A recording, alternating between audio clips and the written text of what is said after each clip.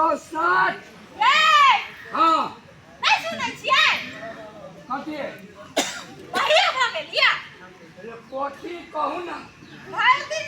अपने योगा करब योगा नहीं कसरत हाँ है उहे कसरत अरे तो पहलवान छी कहीं कसरत नहीं करू तो कथी नाच करू आय बात कहू हमर दाओ पहिला मजा की भेला की भेला बाहर जाइ छी त खेत बाड़ी देखू घर में आबै छी अरे बा घर में आदमी नहीं करला से अब कनिया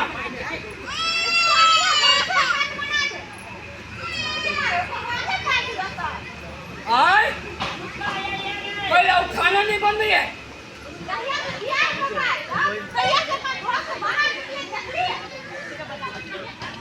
वही बात पर जब खिसिया जाए छियै तो टोला पूरा के लोग सब कहते पहलवान बाके पिटाई है नहीं नहीं वो जे सुतल रहे छै से ओकरा करे नहीं कुछ कहै छियै जब ये कुछ करे छै छी त आहा के बेटा यत्ते बड़का ठोक आगे ये कभी एते टाका ठोट लगा दोगलियो कहां तू नहीं एते टाका ठोट लगा दोगी आगे हैं तो हर घर वाली हां एते खाई हो हां आ पलंगड़ी पर जब पड़ल रहे छौ से ओकरा करे नहीं कुछ कहै छी ओकरा कथि कहि के पलंगड़ी पर न पड़े कि मम्मी बना के पड़ जो देखे छी देखी केना उल्टा बजे